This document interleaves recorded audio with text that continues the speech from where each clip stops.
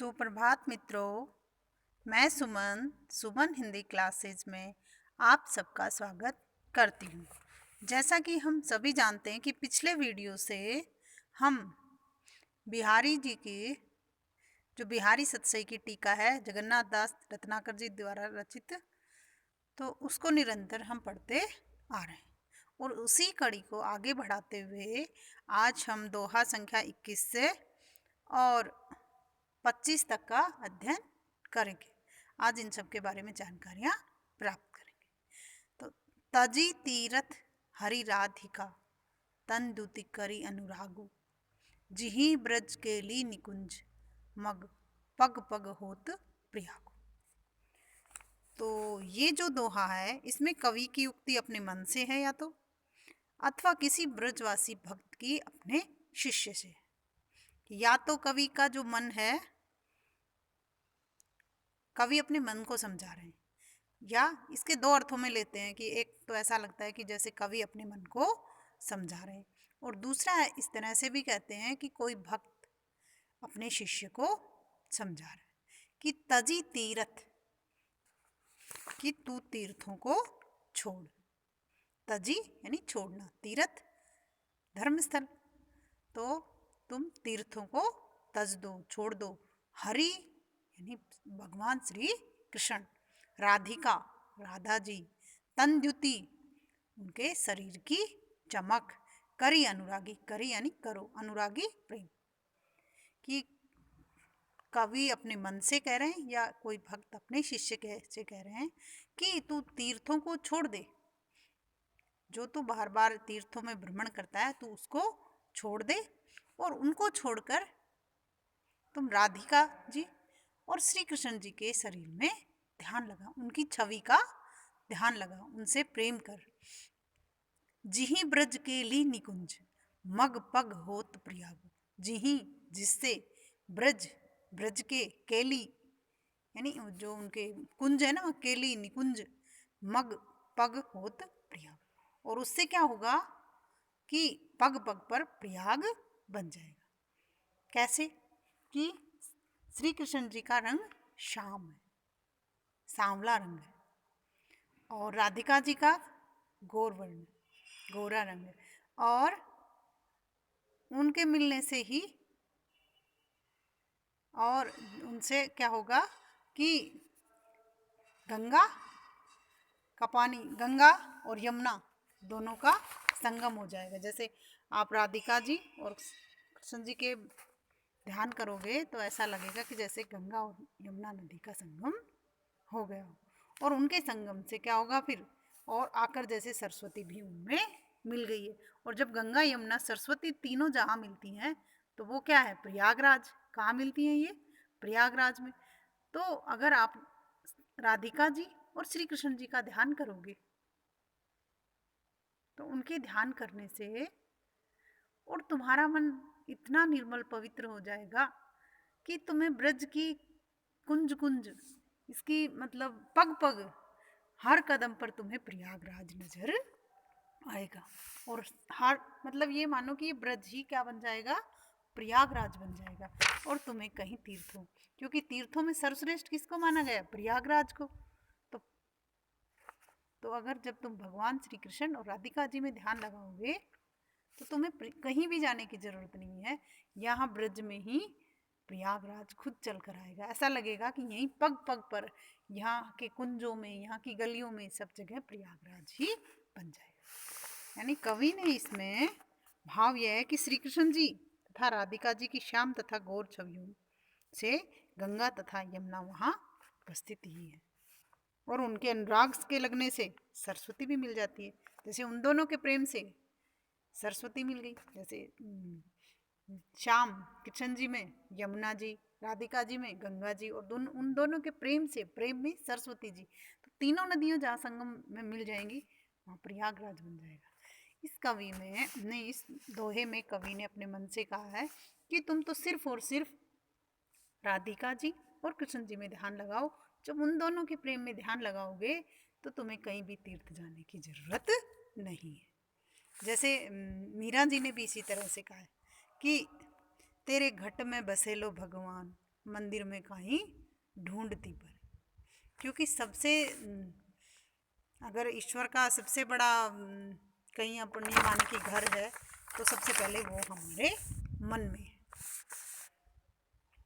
अब अगला दोहा है, हो ही बोरी विरह बस, के बोरो सब गाँव, कहाँ जानी ए कहत है, ससही सीत कर। अब इसमें एक विरह से पीड़ित नायिका का चित्रण किया गया है बिहारी जी ने। तो पूर्व अनुराग में जो नायिका है उसका सुंदर चित्रण इस दोहे के माध्यम से उन्होंने किया है कि या तो मैं ही बावली हो गई हूँ ही खुद ही बोरी बावली, विरह बस विरह के वश में होकर, कि हो सकता है मैं ही विरह के वश, यानी नायक की याद में हो सकता है मैं ही बावली हो गई हूँ। के बोरो सब गाँव, के क्या बोरे बोरा गया है, बावला हो गया है, पागल हो गया, सब गाँव का, कि या तो हो सकता है विरह के वश होकर मैं खुद ही बावली हो गई हूँ, या फिर पूरा गांव ही बावला है, पूरा गांव ही पागल हो गया। कैसे पागल हो गए? कहाँ जानी ए कहत है, कहाँ क्या जानी जान करके, ए कहत है ये कहते हैं, ससही यानी चंद्रमा को शीतल करने वाला, नाम या नामक, कि पूर्व अनुराग की जो नायिका है वो कह रही है कि मुझे तो ये समझ में नहीं आ रहा है कि या तो हो सकता है मैं ही बावली हो गई, कि विरह के वश में होकर हो सकता है मैं ही बावली हो गई हूँ, या फिर पूरा गांव ही बावला हो गया है। क्यों बावला हो गया है? कि क्या जानकर इन्होंने चंद्रमा का नाम शीतल रखा, शशि शीतकर नाम, कि इन्होंने क्या सोचकर चंद्रमा का नाम शीतल रखा। क्योंकि ये जो चंद्रमा की जो किरणें हैं इनको सब ये कहते हैं कि ये चंद्रमा की किरणें शीतलता देती हैं, लेकिन मुझे तो ये चंद्रमा की किरणें विरह से तप्त कर रही हैं, मुझे तो ये जला रही हैं। तो मुझे ये समझ में नहीं आ रहा है कि विरह की वजह से मुझे ही ये तप्त करने वाला लग रहा है, जलन देने वाला लग रहा है, या पता नहीं पूरा गांव ही पागल हो गया कि उनको ये गर्मी देने वाला चंद्रमा, ताप देने वाला चंद्रमा शीतल नजर आ रहा है। तो इस दोहे में पूर्वानुरागी नायिका का चित्रण किया गया है।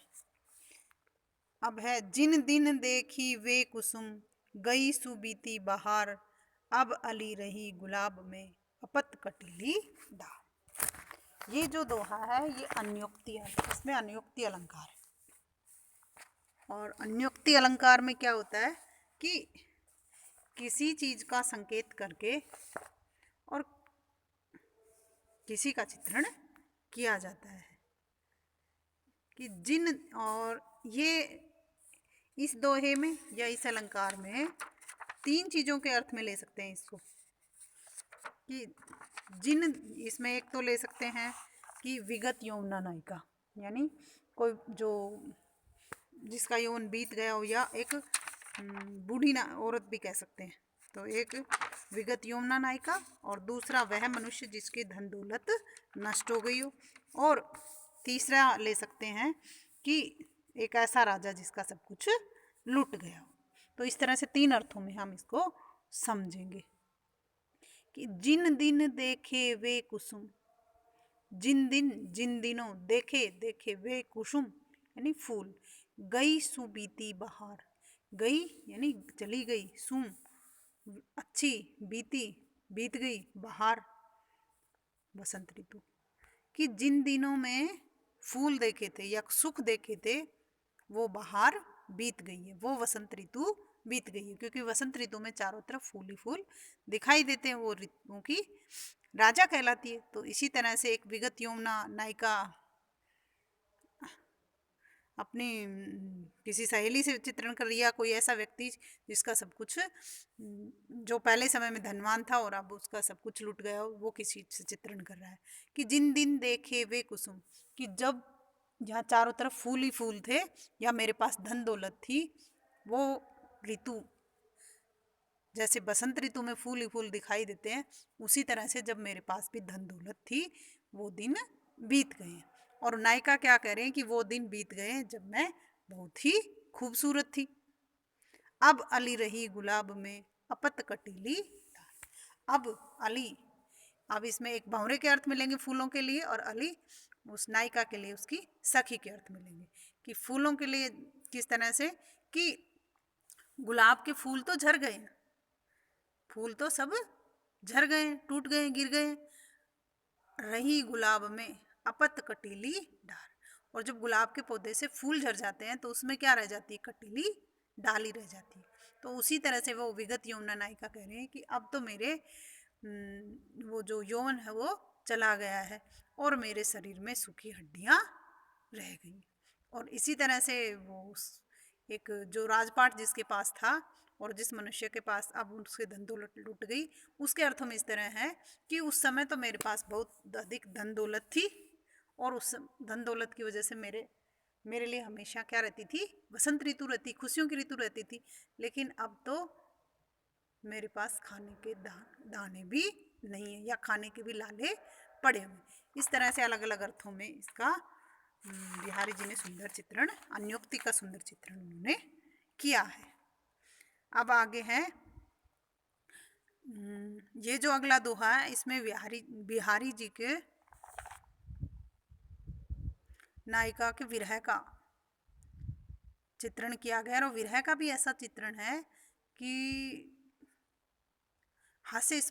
हास्यास्पद कह सकते हैं। जैसे आचार्य रामचंद्र शुक्ल जी ने कहा है कि बिहारी जी का जो विरह वर्णन है वो कभी कभी हास्य की चरम स्थिति तक चला जाता है, हंसी की चरम स्थिति तक चला। कभी कभी वो ऐसा विरह का ऐसा चित्रण करते हैं कि उसमें मनुष्य हंसने पर विवश हो जाए। क्योंकि हम किसी के विरह का अगर सुनेंगे तो हमें दुख होना चाहिए, लेकिन कभी कभी वो ऐसे ऐसे चित्रण कर जाते हैं कई बार कि जिनको सुनकर हंसी भी आ जाए। तो इसी तरह का चित्रण इस दोहे में किया है कि इत आवती चली जात, इत आवती चली जात उत चली 6-7 तक हाथ, चढ़ी हिंडोरे से रहे लगी उसासनु साथ। ये जो विरह से पीड़ित जो नायिका है वो नायक के विरह में इतनी कृशकाय हो गई है, इतनी कमजोर हो गई है,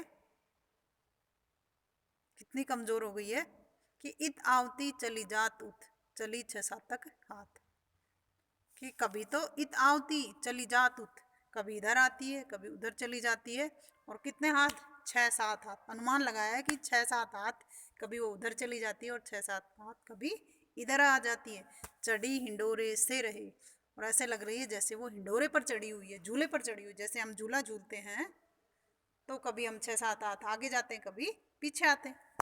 लगी उसासनु साथ, उसासनु उच्छ्वास तेज सांसें। कि जो विरह से पीड़ित जो नायिका है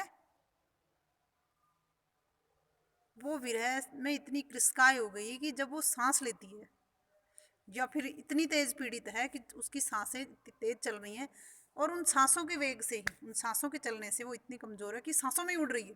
कि जब वो सांस ले रही है ना, वो सांस की गति तेज है, तो उस सांस लेने की गति की वजह से वो कभी 6-7 हाथ उधर उड़ जाती है, कभी 6-7 हाथ पीछे आती है, कभी 6-7 हाथ आगे उड़ जाती है। उसके सांस लेने से ही वो कभी 6-7 हाथ आगे जा रही है, कभी पीछे आ रही है, और ऐसा लग रहा है कि जैसे हिंडोले पर झूल रही है, इतनी कृशकाय हो गई।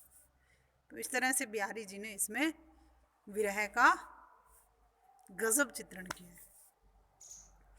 अब आगे है कि लिखन बैठी जाकी सभी, गई गई गर्भ गरूर, भय न केते जगत के चतुर चितेरे कूर। इस दोहे में एक जो नवयौवना नायिका है जिसका चित्रण किया गया है, तो उसकी सहेली उससे कह रही है, उसकी सहेली किसी अपनी दूसरी सहेली से उसका चित्रण कर रही है कि क्या चित्रण कर रही है कि लिखन बैठी जाकी सभी, सभी जो है यथार्थ चित्र, सभी अरबी शब्द है सभी कि लिखन, लिखन यानी लिखने के लिए बैठी, बैठे, जाकी जिसकी, सभी, यथार्थ चित्र, यथार्थ चित्र, और गई गई गरब गरुड़। गई गई यानी चला गया है, गरब और गरुड़, ये इस जो गरब और गरुड़ हैं ये एक साथ हिंदी और अरबी भाषा के दोनों शब्द हैं। जैसे कि ये गरब जो है वो हिंदी भाषा का शब्द है, गरब का अर्थ है गर्व, और गरुड़, गरुड़ का अर्थ घमंड या गर्व के अर्थ में ही आता है ये भी।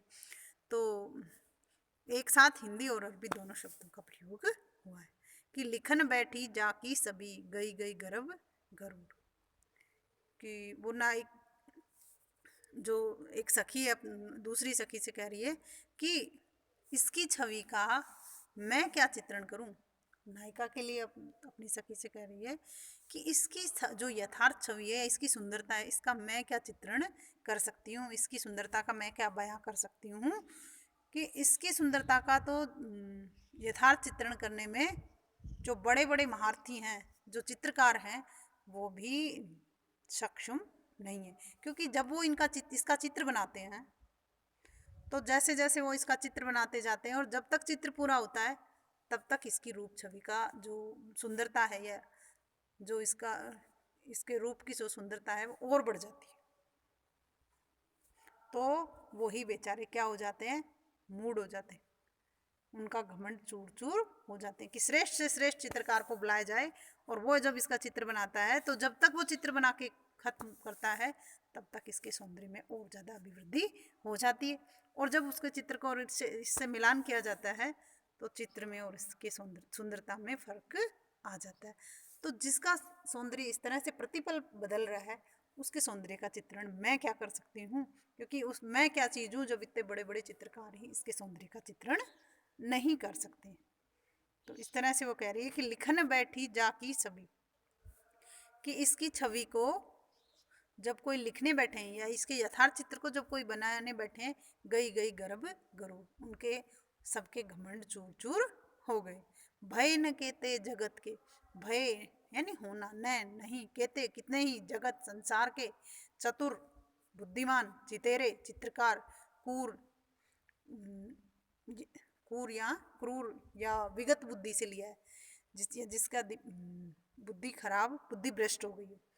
कि जो चतुर बहुत ही श्रेष्ठ चित्रकार हैं उनकी बुद्धि भी क्या हो जाती है, भ्रष्ट हो जाती है, इनके सामने उनकी बुद्धि भी विगत हो जाती है। क्यों विगत हो जाती है? कि वो अपनी तरफ से बहुत सुंदर चित्र बनाते हैं लेकिन जैसे ही वो बेचारे चित्र बना के पूरा करते हैं और इसके सौंदर्य में और वृद्धि हो जाती है और वो जो चित्र है इसके नायिका से मिल नहीं पाता है और उसकी वजह से उनको भी ऐसे बुद्धि भ्रम हो जाता है या उनकी बुद्धि भी बेचारों की खराब हो जाती है। और दूसरे अर्थों में ये कह सकते हैं कि उनका भी घमंड चूर चूर हो जाता है।